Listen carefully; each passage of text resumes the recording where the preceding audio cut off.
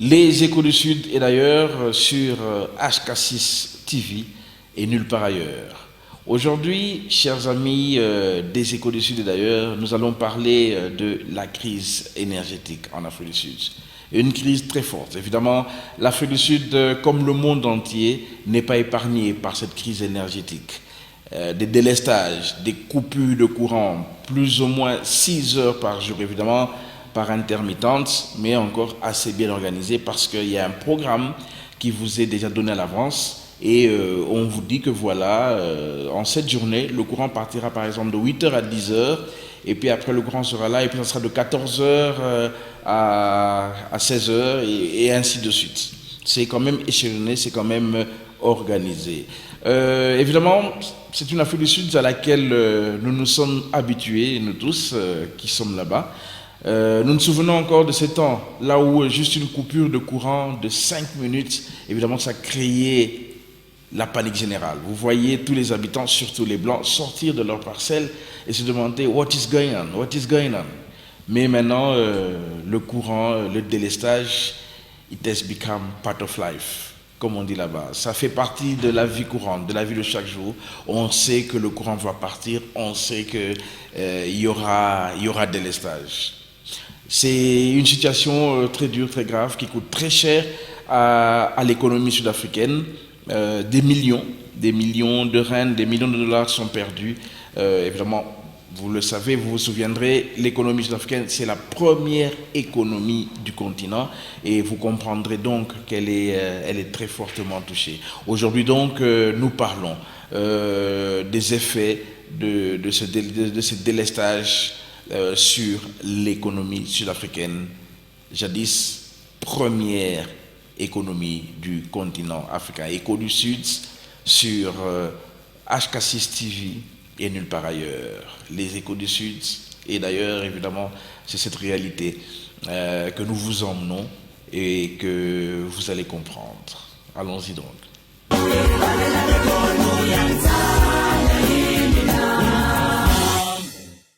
Comme nous le disions, chers amis téléspectateurs, l'économie sud-africaine, vous venez de le constater, est fort secouée. Tous les domaines sont touchés, les boulangeries, l'économie, le business du cinéma, les salles de cinéma. Vous imaginez, en Afrique du Sud, c'était un pays où lorsqu'on s'ennuie un peu, et puis bon, regardez le programme qu'il y a au cinéma, et des salles hyper sophistiquées, avec même le siège qui bouge quand il y a un mouvement brusque. Eh bien, on allait au cinéma, mais maintenant, tout s'est arrêté, évidemment, à cause du délestage. Ce que nous apprécions quand même du côté de l'Afrique du Sud, c'est les efforts que mène le gouvernement ensemble avec la population pour trouver une solution malgré tous ces problèmes de crise, malgré cet état de catastrophe qui a été décrété par le président Cyril Ramaphosa il y a de cela donc quelques mois. Et imaginez-vous, dans tout ce marasme, dans tous ces problèmes que connaît l'Afrique du Sud, il y a quand même des récoltes exceptionnelles de maïs. Ah oui. Dans cette crise énergétique, l'Afrique du Sud s'est encore fait des récoltes exceptionnelles de maïs. Suivons.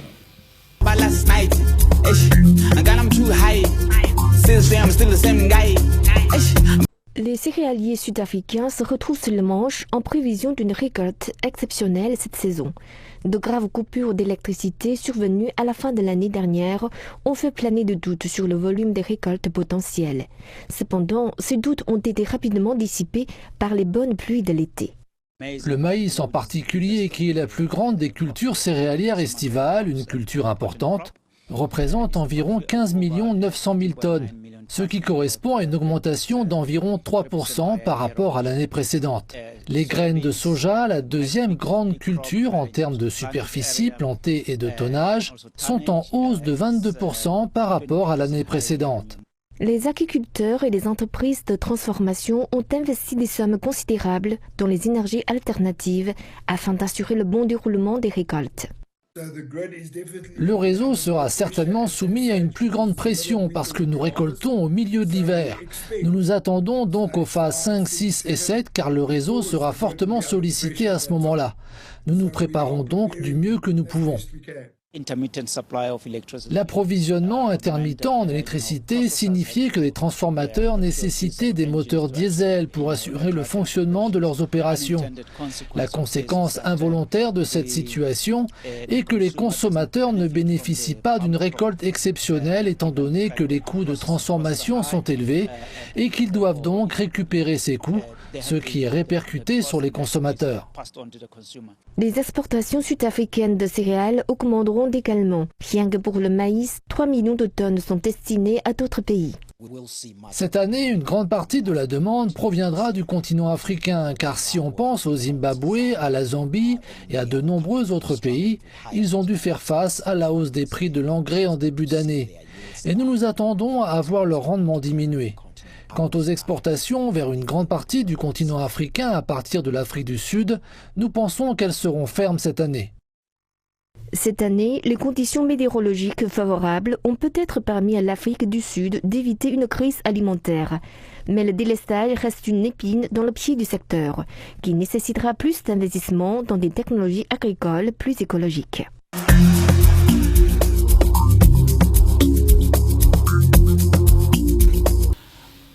Nous avons donc rencontré pour vous, chers amis téléspectateurs, évidemment l'équipe des Échos du Sud et d'ailleurs, Pole Position Agency. Étant sur place en Afrique du Sud, il y a quelques semaines, nous sommes allés à la rencontre d'un jeune Sud-Africain natif de Johannesburg. Eh bien, il nous parle de ce qui est devenu la vie en Afrique du Sud. Il nous parle des délestages intempestifs et il nous parle aussi de l'impact de ces délestages sur la vie de chaque jour et surtout sur sa vie. Lui, chauffeur de taxi, Uber, ces taxis-là qu'on télécommande ou bien qu'on commande à partir du téléphone, à partir d'une application, eh bien, il nous dit comment est-ce que les délestages ont affecté sa vie et la vie de sa famille.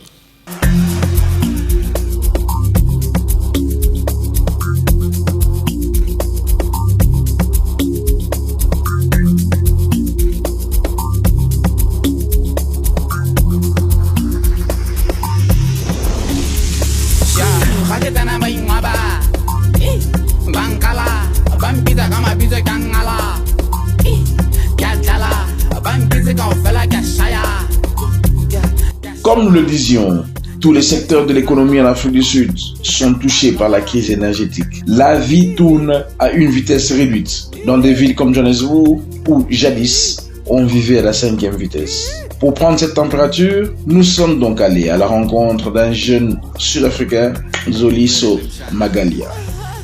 Ici, il nous dit comment est devenue sa vie ces jours-ci. Il cerne pour nous le problème. Selon lui, depuis le temps de l'apartheid, la production du courant électrique et sa fourniture n'a jamais été destinée à la population noire, mais plutôt à la population blanche. Et le problème est venu lorsque les Noirs, en venant au pouvoir, n'ont jamais planifié pour subvenir à l'augmentation de la population et donc pensé à augmenter par conséquent la quantité de production du courant électrique. Et avec le vieillissement de ces usines à production de courant avec le temps et sans entretenir et sans un entretien régulier, nous vivons le désastre. Notre gouvernement de l'ANC, pendant tout ce temps, n'a été capable que de construire juste 2 usines à production de courant et qui ne sont même pas bien entretenues. Un deuxième problème, toujours selon lui, est la corruption. Lorsque un budget est voté au Parlement et que l'argent sort, il n'arrive pas à destination. Je suis chauffeur de taxi, mais tout tourne au ralenti maintenant, ce qui cause des pertes financières à tous les niveaux. J'ai avec moi, par exemple, dans mon véhicule, un client qui a essayé de me joindre depuis 14 heures, mais n'a été capable de le faire qu'à 17 heures, à cause de la communication qui ne passe pas facilement quand il y a des délestages. Notre gouvernement doit absolument trouver une solution à ce problème qui va bénéficier au final à nous tous, noirs et blancs. Et souvenons-nous que Nelson Mandela s'est battu pour cela.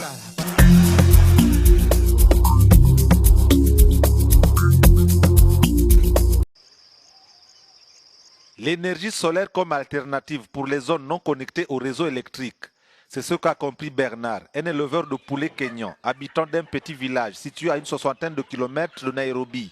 Avec le panneau solaire installé sur le toit de sa maison, il éclaire désormais ses soirées et alimente sa radio et son téléviseur. Comme pour cet homme, la réponse à la demande électrique de millions de foyers africains peut venir du solaire, qui ne représente encore que moins de 5% des sources d'énergie des réseaux électriques africains. Mais cette part ne cesse de grandir. Plusieurs pays africains se sont lancés dans des projets de plus en plus ambitieux de production d'énergie renouvelable. Ces solutions ont surtout prospéré dans l'est du continent, comme au Kenya, en Tanzanie ou en Ouganda, mais sont appelées à se reprendre également en Afrique de l'Ouest, où les problématiques sont comparables.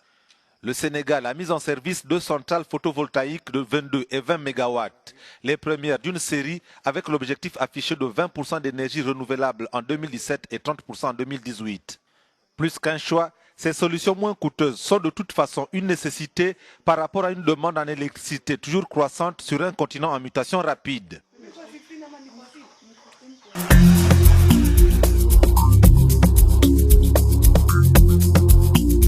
Le gouvernement prévoit des incitatifs pour les producteurs d'électricité et devrait remédier aux graves lacunes du pays. Ce qui est important est de supprimer complètement la nécessité pour les nouvelles installations de production d'électricité d'être munies d'une licence de la part du régulateur. Dans le passé, il y avait un gros goulot d'étranglement qui avait été changé plus tôt cette année, je pense à 100 MW.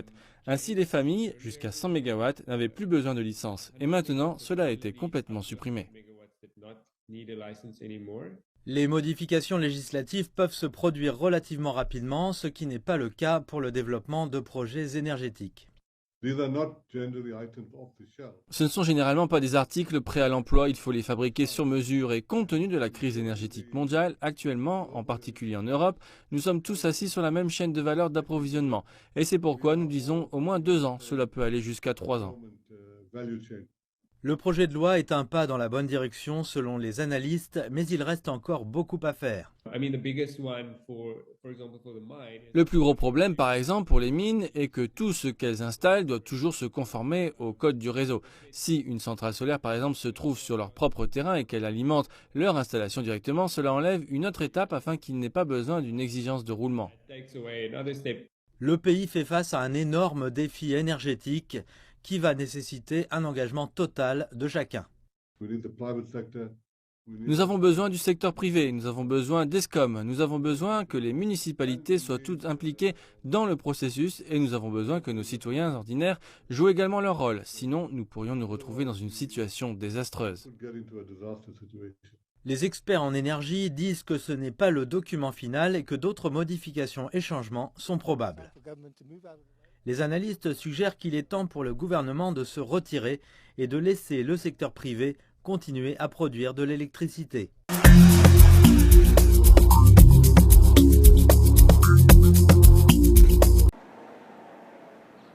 Alors que l'Afrique du Sud fait face à des coupures de courant sans précédent depuis plusieurs mois, la compagnie nationale d'électricité ESCOM a prévenu que la situation n'allait pas s'améliorer. L'entreprise a promis un répit le jour de Noël pour ces coupures prolongées, mais a fait savoir lors d'un point presse que les 3 premiers mois de 2023 allaient être difficiles. Les coupures d'électricité sont régulières depuis une quinzaine d'années dans le pays le plus industrialisé du continent. Mais la situation a empiré cette année avec des coupures quotidiennes de plusieurs heures imposées par ESCOM. La situation est attribuée au sabotage, mais surtout à la vétusté des centrales à charbon, ainsi qu'à des problèmes d'incompétence et de corruption. Le gouvernement sud-africain, qui a présenté ses excuses au pays il y a quelques jours, a annoncé que l'armée allait être déployée dans 4 centrales afin d'empêcher les sabotages et le vol de charbon. Les coupures d'électricité records de cette année ont fait perdre des centaines de millions de dollars à l'économie sud-africaine.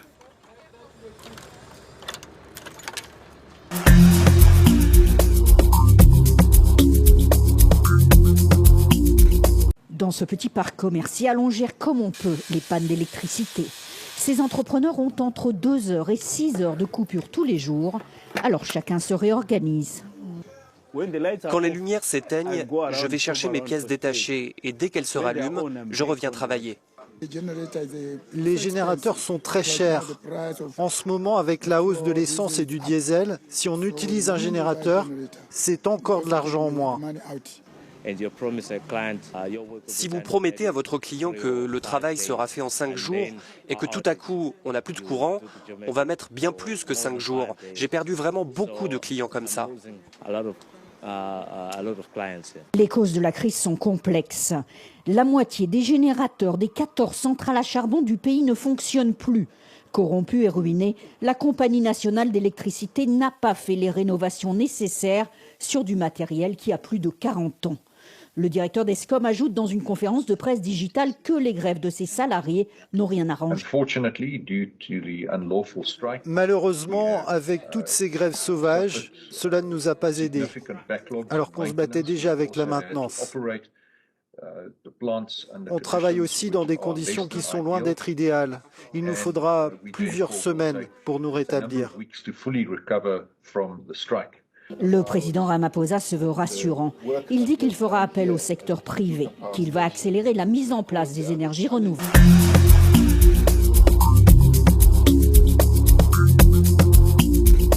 Nous sommes aussi allés à la rencontre de quelques jeunes Congolais vivant à Johannesburg depuis plus de 20 années, propriétaires d'un salon de coiffure. Eux aussi se sont confiés à nous.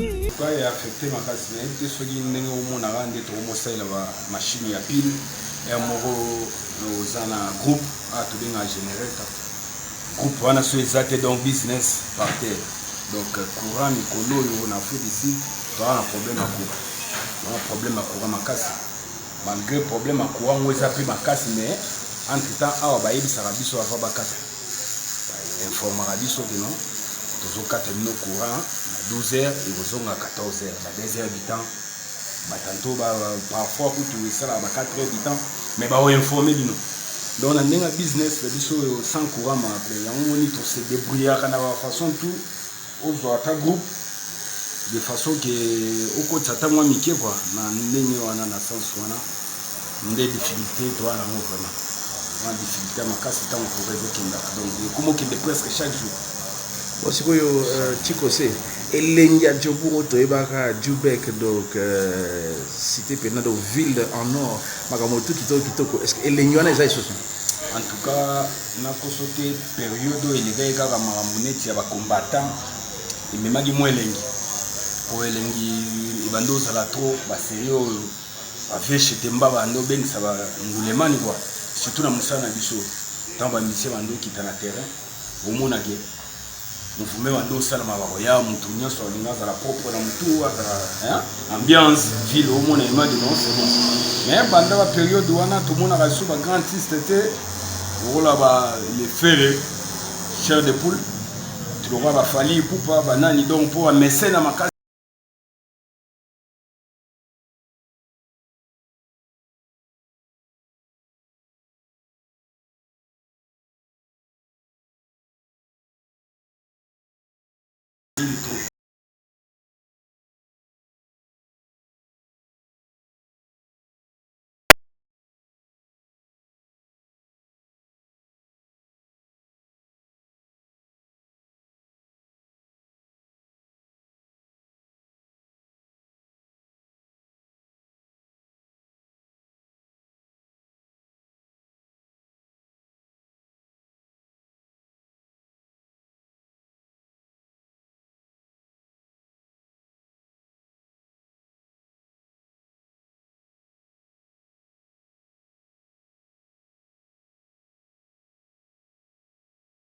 sous côté aussi bakati donc nde moi makambo ezokilisa bato mingi na moko mikolo donc ezosala babusiness ya bato ezokoma dao neti bango na basalon boye donc po akata soki il faut courant ezala alors comme courant ezozala te esenga il faut moi groupe électrogène ezala alors quand le système bato bazala nango na Congo nde tokomi kovivre l'Afrique d'ici dawa j'espère le système wana ebetisi po une année surtout année oyo nde mpena ya accéléré penza mo makasi lobi na ETV na e-news peut-être débat ezalaki émission moko babi question ezalaki est-ce que Afrique du Sud mpena ezokende kokoma na niveau ya Zimbabwe po baseka ebele Zimbabwe mais voilà aujourd'hui yo 15 ans na kati ya Afrique du Sud oyoka pe makambo Zimbabwe je crois vivra ki yango pe omoni pe ba Zimbabwe ba yoka sa frontière ba réfugié na mboka ba sakala na bango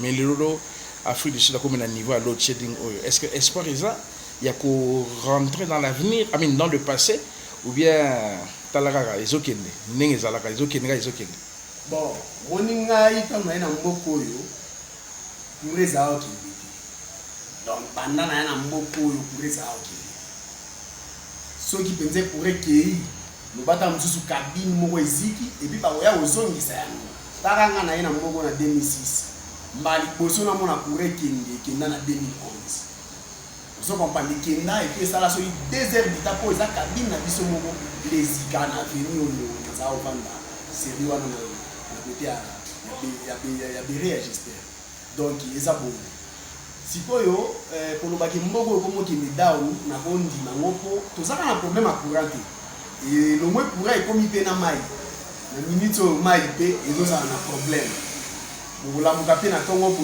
kepo sokola mai ezati ok tamsuko lamba mai ezati tozana na problème à courant toza pe na problème à mai mokende mo beta ba 3 jours mo beta ba 2 jours bozana mai te parce que talaka ba toilette to tizako to ezaka ba toilette moko ya il faut flasher donc ba toilette ezoko ma salité donc eza penza situation moko oyo eza préoccupante vraiment na Afrique du Sud ne ba lobi pena kizo kende pena loko la Zimbabwe ba mboka pe bandaka bongo mboki na down ka bongo malembe lelo banzela so okie na Yoville wana otambola ka yo za grand journaliste omoni même ba veni ba camion ba dasbine yaka isusu te za ba veni mususu camion le kakate donc Afrique du Sud auto yebela ka pena propre ba propre on etika la rara ba kota ba Santon ba Rosebank d'euro vivre vraiment Afrique du Sud wana mais so côté na Joburg town donc eza salité eza ka longo la ville moko boye ba ville na biso akongo so côté na ba Yoville wana koloba ko tuté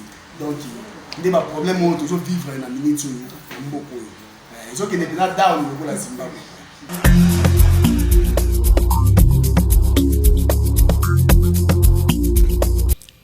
Chers amis téléspectateurs, chers amis des Échos du Sud et d'ailleurs, dans notre randonnée en Afrique du Sud, dans ce moment de délestage, eh bien, comme je vous le disais, l'Afrique du Sud est en train de se tourner vers les nouvelles énergies, les énergies renouvelables, les énergies propres, comme l'énergie éolienne et surtout l'énergie solaire.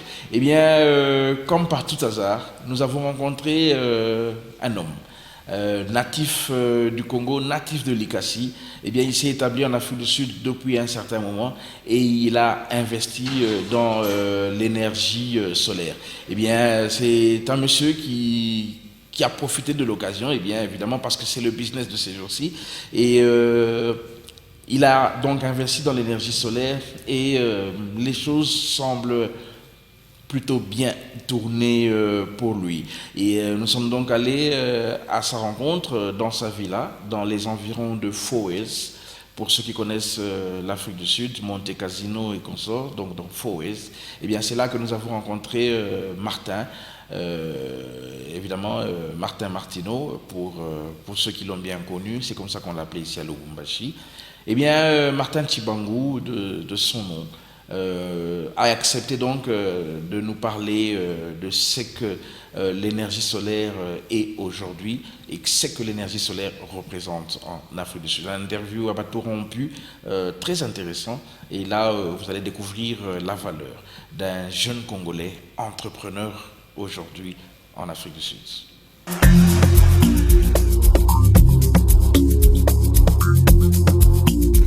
Nous sommes donc allés à sa rencontre dans la banlieue de Johannesburg, à Cedar Lake Estates, pour nous entretenir avec lui. Ça a été un entretien à bâton rompu, très enrichissant et édifiant. Suivons-le.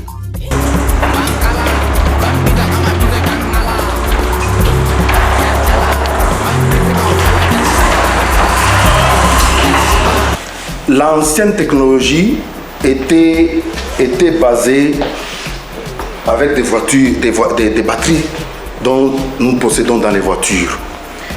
Et ces batteries dont nous possédons dans les voitures la technologie devrait évoluer.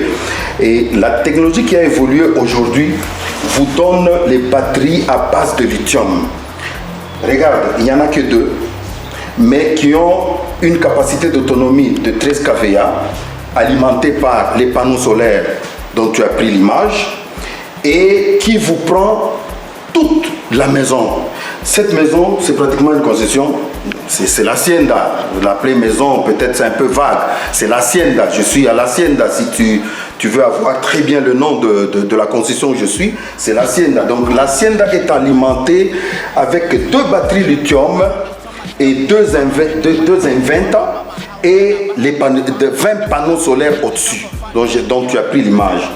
Et c'est une nouvelle technologie qui vous évite d'avoir tout un garage plein et qui se décharge après quelques heures, après quelques minutes.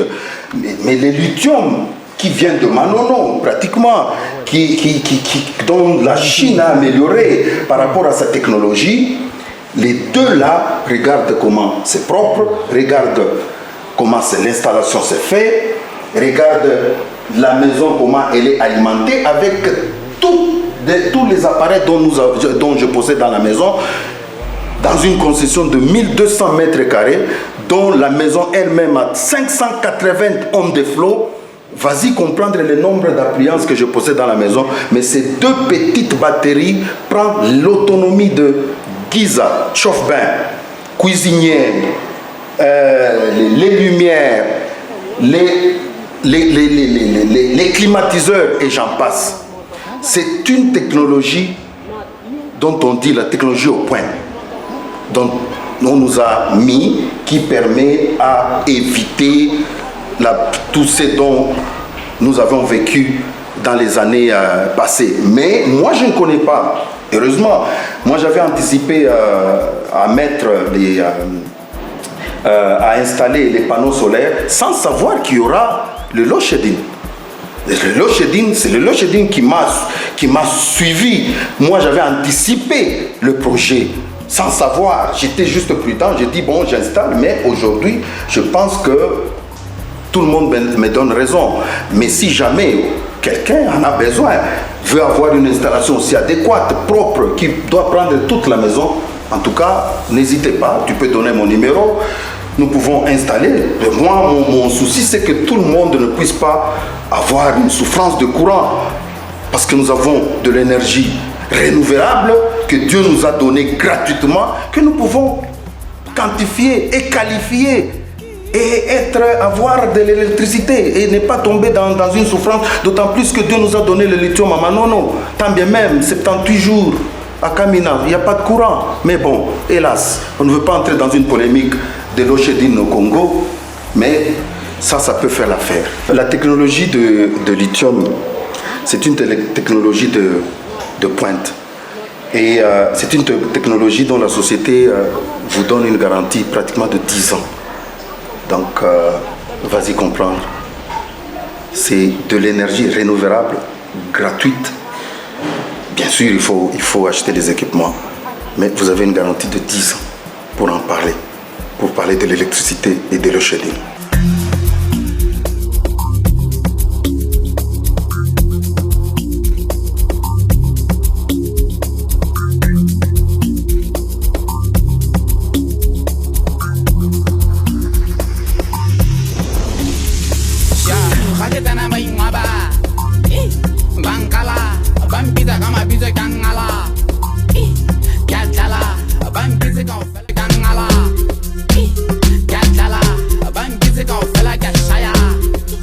L'Afrique du Sud, chers amis des Échos du Sud et d'ailleurs, est certes confrontée à des problèmes très sérieux à cause du manque d'énergie, à cause de l'insuffisance de l'énergie. Ce qui nous a marqué dans cet épisode, c'est les efforts du gouvernement sud-africain, vraiment des efforts fournis et inlassables pour que la situation puisse rentrer à la normale et que le gouvernement sud-africain puisse donc relever le défi et avoir une économie qui, comme dans le passé, était la première du continent. Eh bien, chers amis téléspectateurs, c'est une leçon que nous devons tirer de cela pour nous, vous et nous, Congolais et Congolaises, pour que nous essayions de faire aussi un effort, pour que nous puissions relever notre économie, parce que bientôt c'est le rendez-vous du donner et du recevoir. Et le Congo, pays riche, comme nous le crions souvent, doit prouver que réellement nous sommes capables de faire quelque chose. Nous ne sommes pas seulement riches en potentiel. Donc battons-nous pour que notre économie puisse tourner. Essayons de voir ce que nous pouvons faire ensemble. Réfléchissons pour que, au moins, nous puissions produire assez de maïs pour notre population. Ne dépendons pas seulement des importations. Mettons-nous ensemble autour d'une table et voyons ce que nous pouvons faire pour que que le maïs puisse être disponible, que la farine de maïs puisse être dans tous les foyers. Les Échos du Sud, et d'ailleurs ça a donc été ça. Aujourd'hui, nous avons parlé donc du délestage, de l'impact du délestage sur l'économie sud-africaine, mais nous avons aussi essayé de tirer une leçon pour que nous aussi de notre côté, dans notre très cher RDC, nous puissions faire quelque chose de positif afin que l'économie puisse aller de l'avant, afin que nous puissions produire assez de maïs. Au numéro prochain.